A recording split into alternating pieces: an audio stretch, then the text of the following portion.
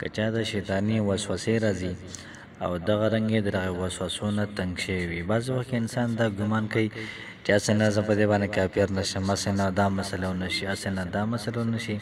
نو دغه رنګ یې د شیطاني وسوسو نه د نجات دپاره او دغه رنګ یې د هغې نه د خلاصون لپاره دا وظیفه وکړئ.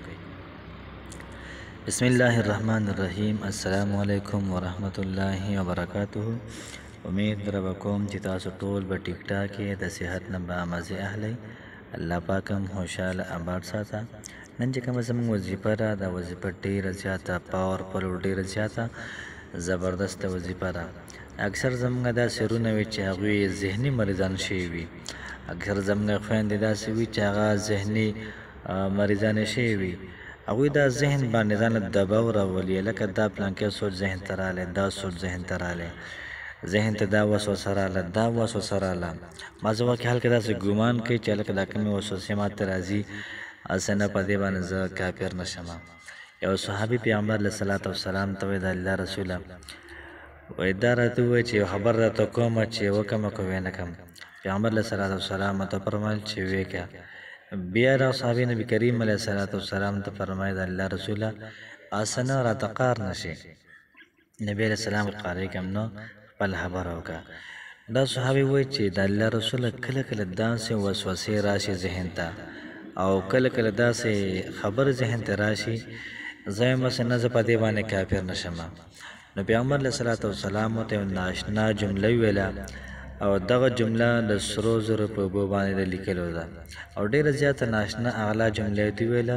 پیغمبر علیه صلات وسلام ورته فرمیل چې کوم سړي ته وسوسې راځي د دې نه پته لګي چې دا سړی ایماندار دی، ځکه وسوسې راځي. بیا دغه اګزامپل داسې ورکوي، مثال داسې ورکوي چې یو سړی داسې دی چې هغه سره ډېرې زیاتې پیسې دي، چې پیسې ورسره سیوا دي نو غل به مو که راځي او داسې هلکه پرې راپېښېږي چې کوم جیب کوتر ورته ویله کېږي، کوم کسان د هلکو نه جیبونه وایي دا کسان هم پرې راپېښېږي.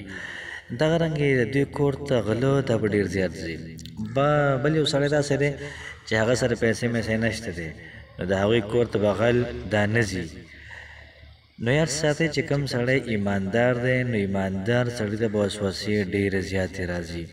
ایماندار سړي ته به پریشانۍ دا ډېرې زیاتې راځي. لکه دنیا ده او دنیا د مؤمن لپاره جیل دی او په جیل کې هر قسمه سختي راځي. نو مؤمن چې الله پاک وټنګوي یاره دی څنګه مؤمن دی، دی تکلیفونو ته ټینګ دی که نه دی ټینګ، دغه رنګه دی برداشت کولی شي که نه شي برداشت کولی، دی صبر کولی شي که نه شي صبر کولی. نو الله پاک یو قسم نه مؤمن مسلمان دا ګوري. چې کله هم تاسو ته وسوسې راځي نو پریشانه کېږئ مه، بلکې د وسوسو د حل کوشش کوئ. دا به څنګه حل کړو او د هغې دپاره بیا تاسو کمنټ هم کولی شئ، په هغې کې تاسو بیا زموږ نه رایه هم طلب کولی شئ. نو راځئ چې زه وظیفې طرف ته. زموږ وظیفه دا ده چې کوم سړي ته وسوسې راځي او دې سړي د وسوسو دا سړی مکمل تنګ کړی وي، دغه سړي ته پکار چې روزانه 200 پیرې المقسط المقسط المقسط المقسط په ځان له ځای کې به کښېني او د المقسط 200 پیرې به وایي، روزانه دی وایي. انشاءالله العزیز په یو څو ورځو سره به دغه وسوسې دا به ختمې شي. او دویمه وظیفه اوسه کولی شي چې سهار او ماښام 3 پیرې قل اعوذ برب الفلق، قل اعوذ برب الناس او دغه رنګ یو پیره ورسره آیت الکرسي دا تاسو وایئ. انشاءالله العزیز وسوسې وهم دا ټول حساب کتاب دا محترمه دا بیندئ. الله پاک هم خوشحاله ساته.